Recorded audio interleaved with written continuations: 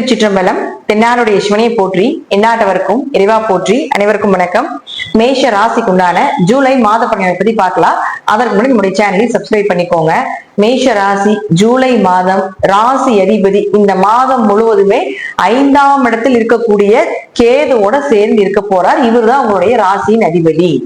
நீங்க என்ன பண்ணுவீங்க, என்ன செய்வீங்க, உங்களுடைய கர்ம கணக்குகள் என்ன அப்படிங்கறத முழுக்க பார்க்கணும்னா உங்களுடைய ஜாதகத்திலேயே நம்ம பார்க்கலாம். அப்படின்னாலும் கூட செவ்வாயினுடைய நிலையை வைத்துதான் நம்ம பார்க்க முடியும். அப்ப அந்த செவ்வாய் அப்படின்னு சொல்லக்கூடியவர் கேதுவோட சேர்ந்து நிற்க போகிறார். எல்லா கிரகத்தையும் விட மிக பலமான கிரகம் எதுன்னு பாத்தீங்கன்னா கேதுதான். கேதுக்கு பரிகாரமே கிடையாது அப்படிங்கிறது சாஸ்திர நூல்ல எழுதப்பட்ட ஒரு விதி. இருப்பினும் அது நம்ம கடந்துதான் போகணும் அப்படிங்கிறது இன்னொரு பகுதியாக இருந்தாலும் கூட இது மைண்ட் லெவல்ல வேலை சம்பந்தப்பட்ட விஷயமாக இருந்தாலும் சரி, மன ரீதியாக இருந்தாலும் சரி, சின்ன சின்ன மனக்கவலைகளையும் ஒரு வேலை சார்ந்த பிரச்சனையை கொடுத்துக்கிட்டே இருக்கும். ஆனால் இவர் உங்களுக்கு ராசி அதிபதியாகவோ லக்னாதிபதியாகவோ வரும் பொழுது தெளிவான ஒவ்வொரு விஷயத்தையும் குழப்பங்களை கொடுக்கும். ஆனா இதுதான் கரெக்ட், அடுத்தது இதை நோக்கிதான் நம்ம போகணும். எந்த விஷயத்த நீங்க இந்த மாதம் முழுவதும் யோசிக்கிறீங்களோ அது எல்லாமே உங்களுக்கு சாதகமாக இருக்கக்கூடிய விஷயமாக இருக்கும். உட்கார்ந்து யோசிச்சீங்கனாலே தெரியும் இது நமக்கு சரியானதுதான், இது நமக்கு தேவைப்பட்டதுதான், இது நமக்கு நம்மளுடைய வாழ்க்கைக்கு வேணுங்கிற விஷயம்தான் அப்படிங்கிற எல்லா விஷயத்தையும் இந்த கேது கொடுத்துருவாரு. ஏன்னா கேது ஞானகாரகன், ஞானத்தை அள்ளி அள்ளி கொடுக்கக்கூடியவர்.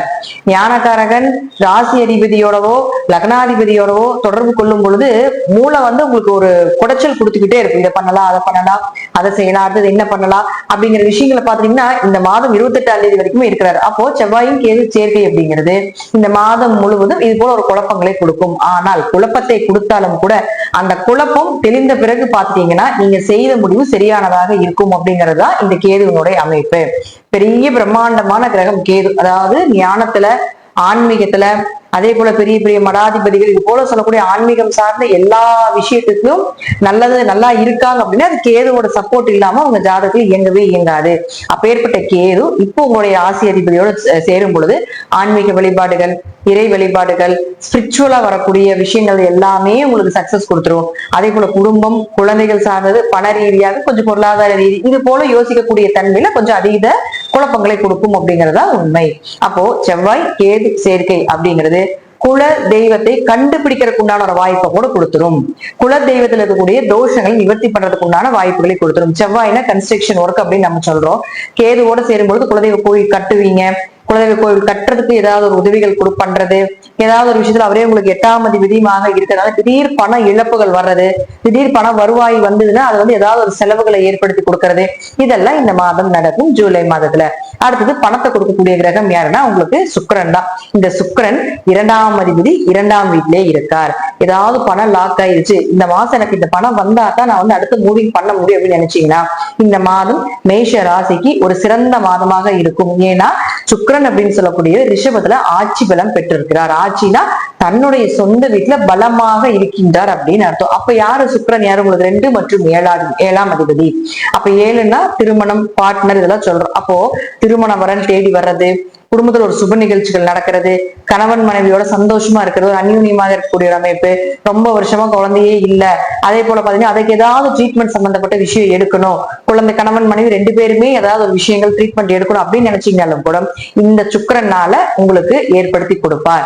சுக்கிரன் 2ஆம் அதிபதி 2ல் இருக்கும் பொழுது இத்தனை நாள் உங்க பேச்சு கேட்காம இருந்தாலும் கூட இப்ப இனி இந்த 1 மாத காலங்கள் நீங்க யாருக்கிட்ட என்ன வாக்கு கொடுத்தீங்களோ அதை நிறைவேறதுக்கு உண்டான வாய்ப்பு கொடுத்துரும்.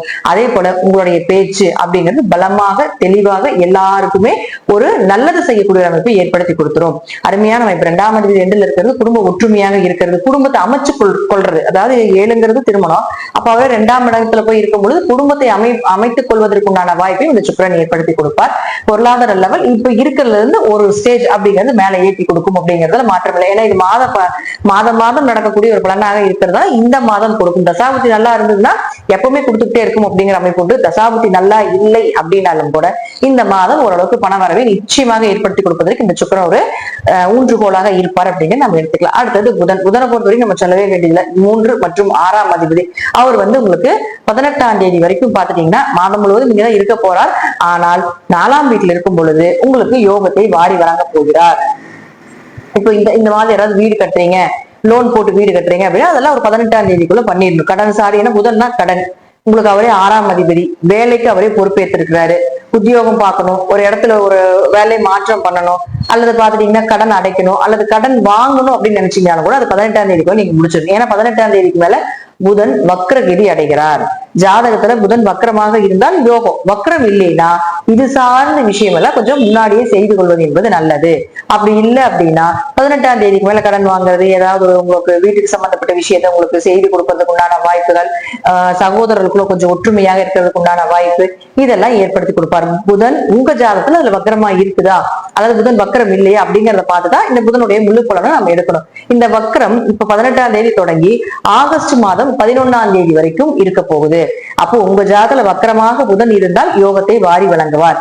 புதன் வக்ரம் இல்லை அப்படின்னா கொஞ்சம் பொறுமையா பார்த்து செயல்படுத்துறது நல்லது. எது இதுல கூட பிறந்தவங்க கிட்ட, அதே போல கடன் சார்ந்த விஷயத்துல, அது 18ஆம் தேதிக்கு மேலதான். கடன் சார்ந்த விஷயத்துல, நோய் சார்ந்த விஷயத்துல, உங்களுடைய டாக்குமெண்ட் ஏதாவது தொலைஞ்சு போறது, ஐடென்டிஃபை ஏதாவது தொலைஞ்சு போறது, அக்கம் பக்கத்துல சண்டை வந்துடுறது, தேவையில்லாம தடவழி பிரச்சனை அப்படின்னு நம்ம சொல்லுவோம் இல்லைங்களா, அதெல்லாமே ஏற்படுத்தி கொடுக்கறதுக்கு உண்டான ஒரு வாய்ப்பை ஏற்படுத்தி கொடுத்து விடுவார்.